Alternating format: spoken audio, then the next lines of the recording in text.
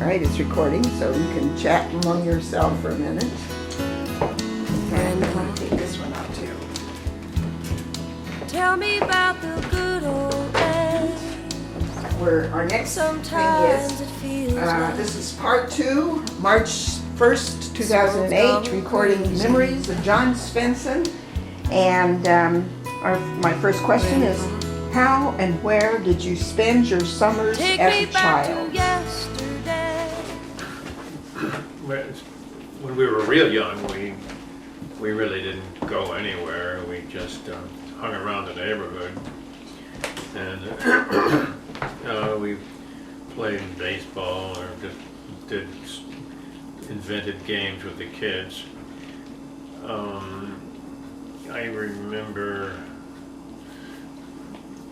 well, I would have been in junior high. I remember a trip we took back east, which was by the train. Would have been probably after the war, and we went all the way back east and went to visit relatives in New York, and we went to Boston. We went to Washington. Well, yeah, Washington, Boston actually, and then all the way back. I can still remember a lot of the trip. It was really interesting. I remember you talking about going, but I've never heard much about your return. So you came back on the train? We came back halfway through the Canadian Pacific, so we went up through Canada.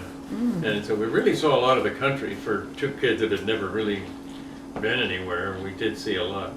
And of course, the story is that my mother and grandmother were going to take this trip to visit their relatives in New York, and they found that if they didn't have a sleeper car and they sat up through the whole trip, that they could afford to take us. But the four of us went, Paul and I, my mother and grandmother, and didn't bother Paul and I sleeping sitting up, but I don't know how it affected the two women. A lot of funny things happened on that trip, I will say. I remember, well, Paul and I went to, we really were interested in baseball games, right? We went and saw a game, and the first major league game we ever saw, well, of course, they didn't play Major League Baseball on the Pacific Coast. We saw a game in Washington, D.C., and I remember they committed 7 errors, and it was a crummy game. It was the Washington Senators versus the St. Louis Browns, and we thought, and we said, they played better baseball than this in the Pacific Coast League. They kicked the ball. And they all did over. too, Yeah. in those days. So, but we still liked it. We went to see a game in Yankee Stadium, and we thought we could just walk over to, we took the subway. We just figured we could just go in and get a ticket. Well, you couldn't, we had to have a ticket. Well, they ended up, they had standing room tickets. We bought tickets to stand up through a double header, but we still had a good time because we really enjoyed the game. The Yankees were playing Cleveland. I remember all this stuff. Yeah, as a matter of fact, I think, didn't Bob Feller pitch in? Bob Feller was Then we pitching. saw Joe DiMaggio. Yeah. How much was the price of the ticket? Do you remember that? I don't remember, but it couldn't have been much because we kids didn't have any money. It could not have been, especially the standing room only. It just, Probably $1, Yeah, or maybe they even sold- 50 cents or something. They had sold Yankee Stadium out, and it was a pretty big stadium in its day too. So Still big. we were going to see a game at Fenway Park in Boston, but something came up and we didn't see it. I The don't. way it is, it's hard to get in there anyway. They're always sold out. Yeah, maybe it was sold Even out, then, huh? Oh, yeah. Now, which, is that being torn down? Not Fenway, but Yankee Stadium. Oh. Yeah. Yeah. The train ride was a great experience, and I always remember the time about the guy coming through. They used to just come through and sell stuff. A guy would come through, sandwiches, you want some sandwiches, and this guy came through, peanuts, get your peanuts, and peanuts, fresh roasted peanuts. And then my mother said, well, let's get some peanuts, because there was no air conditioning in the train, and it was hot, and everybody was sweating. And my mother said to us, we've been sweating the salt the peanuts would replace the salt in our system. I don't know if that's true or not, but anyway, that's what they thought in those days. Here's your peanuts. We bought the peanuts. The guy continues on down the way. Peanuts, peanuts, replace the salt in your system. Took up on my He motorcycle. picked right up on that and Yeah, made yeah. more sales on account of it. And then another time a bunch of drunks came in and I don't know where we were, in the middle of the country somewhere. And they said, are you people tired? I hope not, because nobody's going to get any sleep tonight. And they were going to raise hell all night. I don't know if they did or not. I know it wouldn't have bothered me. I could have slept through it. But other than that, did you go to the dining car? Or did they have a dining car? Yeah, they had a dining car. We'd eat in there, but they did sell all this other stuff too. Yeah, for snacks. And then how many days was it from California to New York? About 5 days. Yeah, we went. I can remember going through to Chicago, and we had some trains or something, and we took a tour of Chicago on a bus. Do you remember that? Oh. And then going across the Mississippi River, I could not believe a river could be that wide. I just couldn't. I couldn't. It seemed like it was an ocean. Anyway, these were things for a kid. I was probably junior high. Well, we were both probably junior high age. I thought I was 17. I was Yeah, I thinking was- I was Okay, 17. well maybe. Now, how about cleaning up? Did you just went to the restroom and sponged off? Or? That's it. Yeah, Yeah. but we stayed in hotels and stuff when we got to Washington and New York, and then we stayed with our relatives in wherever they were, Oswego, was it? Yeah. Oh, Yeah. okay. So we had. They're having a was it a centennial They celebration? had some kind of. I think it was a centennial. Yeah. So, So that would mean 1907, no, it wouldn't be 76. You're Yeah, talking, Centennial's 100, and so 1776? well, I'm I would not have. sure. I would might have not been been about right. 14, and if he was Yeah. 17 or something, or maybe I was 15. Tell about your Yosemite vacations. Oh yeah, I'll tell you, how could we forget that? Earlier, not so much when we were in high school, but when my Aunt Marion would go to Yosemite every year, every summer, and stay there the whole summer.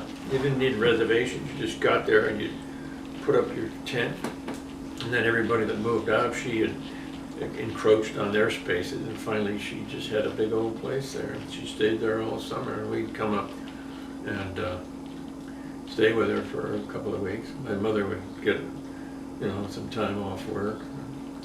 It was fun. We just loved it up there. You had different kinds of arrangements. Sometimes you were in tent cabins. Well, that was later on, yeah, Oh. but Marion had this camp set up with all her equipment and everything, but when that sort of faded out, then we would go up individually, you and I and Mother went up there one time and stayed in one of the tent cabins, and we stayed in different places up there. And when you did that, you had to take a train. Yeah. And then there was that green bus that you took from Merced up. And So it was quite I think a they still might have some trip. of those buses, but quite a trip. yeah, It wasn't just quick with the car. I mean, you had a lot of hours that's right. involved. Took us longer than it does now. to get So, there. did you go over to the Camp Curry and Oh, pick yeah. up girls? Tried to. And The I dance, you mean you're talking about the dance they had? Yeah. Yeah. Yeah. Yeah, and I went there one summer with my friend Dave. We spent a couple of weeks there. Just all we had was sleeping bags, and we just, like I say, just drive in there and find a place and park. We had some friends who were working there, and I had tried to get a job working there that summer, but they wouldn't hire me. I don't know why. So, how did you eat? Well, Dave had his father worked in a salami factory, and we brought a bunch of salamis. Who is this Dave? What's his last name? Rosano. Oh, was that? And we would bum, he would bum the food, you know, off the neighbors, you know, and Oh. he very nicely said that we didn't have anything to eat, you know, and in fact, one morning he just, we were lying there in our sleeping bags and he said, "Oh, I'm hungry," you know, I said, "I'm so hungry," and these two girls and their family were next door there, and we kept just talking like that, and finally they said, "Would you like some breakfast?" Anyway, we had a good time. How about the firefall? Yeah, they used to have a fire falls at Yosemite that they'd start building a fire around noon up there on top of Glacier Point. Is that what it was, Glacier? Yeah. Yeah, yeah. And tell about your trip on that hike. You went up Glacier Oh, Falls. yeah. I hiked up there. They had a straight up 1 mile hike that zigzagged back and forth, and one year I hiked up there, and then I hitchhiked back because they wouldn't let you come down. They said it was too dangerous, but I came back. How long did it take? Not long. I was in such good shape. You know, when you're a kid, you can do any of that stuff, and it probably took an hour, but it, you know, it really wasn't that bad. Yeah. And wasn't it John that was carried up to Sentinel Dome? Right. Yeah. In a suitcase, right? He doesn't remember that because He he's only wouldn't 6 remember weeks that. old. I don't remember it. No, but you remember the story. Oh, yeah, I remember the story. Your mother had you in a suitcase, and I'm sure you heard the story. Yeah, I was, well, I was born in May, and I was only like, I think it was 6 weeks old or something, and they were going, and she said, "Well, I'm going too." So they took me on this hike up Sentinel Dome, Yeah. and I don't know how they carried me. It's some kind of a backpack. Yeah, or she something. said it was a suitcase, she called Yeah. it. I Now, don't, I can't um, picture that, though, I really don't I know think that tree is gone now, Yeah, it is. It died. finally. Yeah. but one time I thought I'd like to make a collage of all the pictures we have from people going up there and posing with that tree. Yeah. Yeah. Because yeah, if we have one, we probably have 25. yeah. Of course, it's gone now, so. Yeah. What was it like when you went to big family gatherings as a child? Where would they be held? Who would attend? And how did everyone act? Those family gatherings that we had would be on holidays, and they were always at Marion's house when we were younger, and my grandmother lived at Marion's place for some time, and later on when my grandmother had a place of her own and might be there, there'd be my grandmother Jessie and Holger until he died, and Barbara and Marion's daughter was Barbara. That was our cousin. Very small bunch, and then Paul and I and Mother. And, we all got along pretty well. Well, later on, Barbara married Jack Jarman. That introduced the new dimension in it. You know, they were late every time they were ever invited anywhere. I remember that. And did they always bring Olga?